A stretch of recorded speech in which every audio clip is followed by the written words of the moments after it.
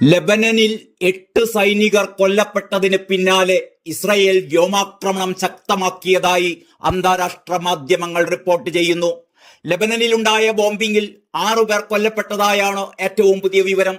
അതേസമയം ഇറാനെതിരായ പ്രത്യാക്രമണ പദ്ധതി Benjamin Netanyahu ചർച്ച ചെയ്തുവെന്നാണ് റിപ്പോർട്ടുകൾ പറയുന്നത്. പശ്ചിമേഷ്യയിൽ സംഘർഷം വ്യാപിച്ചാൽ ഇന്ത്യക്കാരെ ഒഴിപ്പിക്കാനുള്ള പദ്ധതി തയ്യാറാക്കിയിരിക്കുകയാണ് കേന്ദ്ര സർക്കാർ. കപ്പൽ മാർഗം ഒഴിപ്പിക്കാനുള്ള വഴികളും ചർച്ചയായിട്ടുണ്ട്. ലെബനനിലെ കരയുദ്ധത്തിൽ ഹിസ്ബുല്ലയുമായുണ്ടായ ഏറ്റുമുട്ടലിൽ ഇസ്രായേലിന്റെ 8 സൈനികർ കൊല്ലപ്പെട്ടിരുന്നു. സൈനികർ കൊല്ലപ്പെട്ട വിവരം ഇസ്രായേലും സ്ഥിരീകരിച്ചിട്ടുണ്ട്.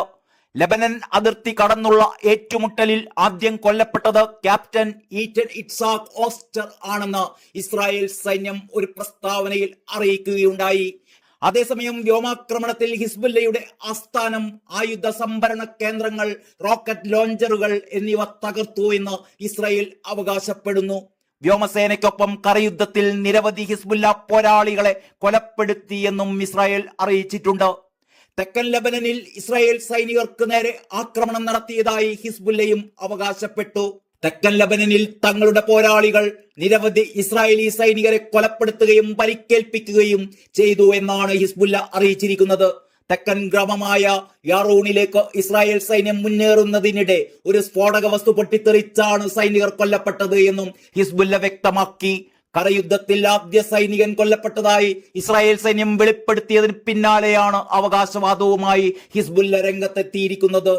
ഇറാന്റെ എണ്ണക്കിണറുകൾ, ആണവോർജ്ജശാലകൾ അടക്കമുള്ള ഊർജ ഉൽപാദന കേന്ദ്രങ്ങൾ, തന്ത്രപ്രധാനമായ അടിസ്ഥാന സൗകര്യങ്ങൾ എന്നിവ ലക്ഷ്യമിട്ട് ഇസ്രായേൽ തിരിച്ചടിക്കുമെന്നാണ് പുറത്തുവരുന്ന റിപ്പോർട്ടുകൾ. പ്രതിരോധ വിഭാഗങ്ങളുടെ തലവന്മാരുമായി പ്രധാനമന്ത്രി ബെഞ്ചമിൻ നെതന്യാഹു ചർച്ച നടത്തി. ഇറാനിലേക്ക് യാത്ര ചെയ്യരുത് എന്ന് വിവിധ രാജ്യങ്ങൾ പൗരന്മാർക്ക് മുന്നറിയിപ്പ് നൽകിയിരിക്കുകയാണ്. ഇതിനിടെ ഐക്യരാഷ്ട്രസഭാ തലവൻ അന്റോണിയോ ഗുട്ടറസും ഇസ്രായേലുമായുള്ള ഭിന്നത രൂക്ഷമായിരിക്കുന്നു. ചൊവ്വാഴ്ച ഇസ്രായേലിനെതിരെ ഇറാൻ നടത്തിയ മിസൈൽ ആക്രമണത്തെ അസന്ദിഗ്ധമായി അപലപിക്കുന്നതിൽ ഗുട്ടറസ് പരാജയപ്പെട്ടു എന്നും അതുകൊണ്ട് രാജ്യത്തേക്ക് പ്രവേശിക്കുന്നതിൽ നിന്ന് വിലക്കുകയാണെന്നും ഇസ്രായേൽ പ്രഖ്യാപിച്ചിരുന്നു.